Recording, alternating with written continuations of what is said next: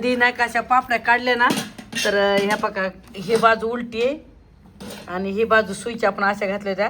तर कधी पापडी वाळू घालताना नाही का ही अशी सपई घालायची म्हणजे वाकडी खोकडी होत नाही. आणि आपण जर अशी घातली ना तर मग काय होते ह्या अशा पुटुळ्या होतात अशा. तर त्यामुळे कधी अशा घालायच्या. ह्या पा एकदम मस्त अशा सुळसुळीत निघाले त्या. ह्या पा किती तर मंडळी पहा म्हणजे असं मी थापून पापड्या करायले कारण भरपूर तांदूळ भिजू घातले होते. एक पातेल्याचं मी पळी पापड्या काल घातलेल्या आहेत तिकडल्या गच्चीवर पलीकडे ठेवलेले आहेत वाळायला. आणि आज चला म्हणलं थोडंसं पीठ शिल्लक करू लागलं म्हणून मी ते हटलं तर थोडंसं घट्ट झाल्या. पातेलं भरलं पण घट्ट झालं तर चला म्हणलं आपण थापून पापड्या करू. कारण माझ्या लहानपणी नाही का माझी आई माझ्या सासूबाई अशाच पद्धतीच्या पापड्या करत होत्या. पळी पापड्या बिलकुल करत नव्हत्या. तर हे पाहिजे असा चिक शिजूचा मस्तपैकी पासा. आणि हे सुती कपडा घ्यायचा आणि हे पाणी नाही का कोमट घ्यायचं थंड नाही घ्यायचं. तर हे पाणी आपण असं शिपायचं असं असं कपडा शिपायचं. आणि त्यानंतर आपला जे चमचा असतो ना तर किती लहान मोठा गोळा किती पाहिजे त्याच्यानुसार घ्यायचा असा. आणि जर समजा मध्ये गाठ गीट आली असली ना तर बाजूला काढायची. आणि हे पाहिजे असा गोळा घ्यायचा आणि पाण्याला थोडा असा ह्या फक्त वली बोटं करायची म्हणजे हाताला चिटकत नाही. आणि ह्या अशी जेवढी पाहिजे तशी पातळ जाड ह्या अशी पाहिजे अशी पापडी करायची. आणि ह्या पाहिजे झाल्या तर अशा पद्धतीची गाठ गीट आली तर काढून टाकायची. आणि ही पापडी झाली ना की नंतर ह्या पाहिजे असं आपण धपाटे कशी करतो तव्यावर टाकतो तशा पद्धतीनं किती भारी पापड्या आल्या अशा.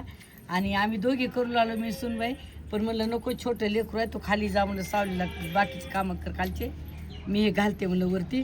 तर ह्या पाहिजे असे आणि झाल्या पा म्हणजे हे थापून तांदळाच्या पापड्या तयार. हे पा पूर्ण एक धोतर भरलेले आणि ऊन खूप झालेले. चला आता मी चालले खाली. आता ह्याला मस्तपैकी आज दिवस वाळू द्यायच्या आणि उलटायला आल्या तर आज उलटाच्या पाणी टाकून आता उद्या सकाळी उलटणार आहे. चला आता मंडळी काल आपण ज्या थापून पापड्या केल्या होत्या ना मस्त कपड्यावर तर त्या पा मस्त काल दिवसभर उन्हात कडक वाळल्या. म्हणलं चला मी रात्रभर त्याच्या फॅन खाली ठेवलं धोतर झाकून. आणि चला मला आता आज ह्या पापड्या उलटू. ह्या पा मी खालची जागा मस्त स्वच्छ केली आणि असं धोतर ह्या पा अशा ह्या बा किती पांढऱ्या शुभ्र निघालेले आहेत.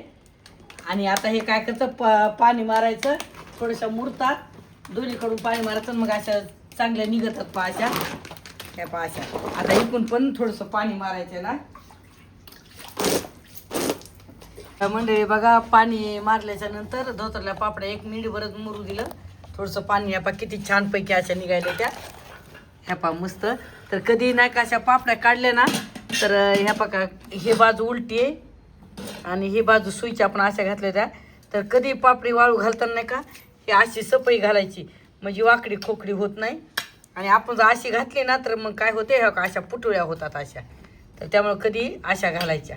ह्या पा एकदम मस्त अशा सुळसुळीत निघाल्या त्या. ह्या पा किती भारी मस्त.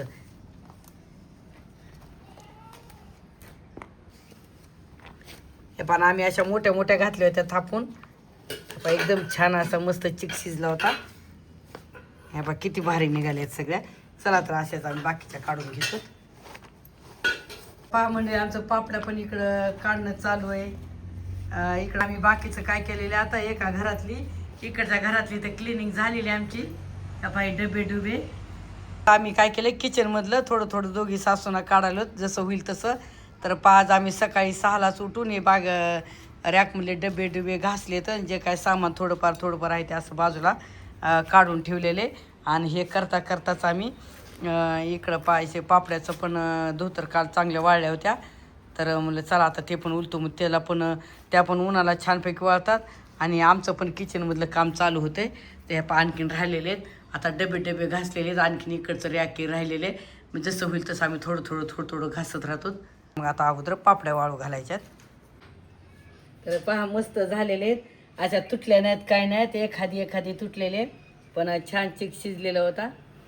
तर चला मस्तपैकी उन्हाला घातलेले. चला आता बाकीचे किचनमधलं आवरावरी करायची.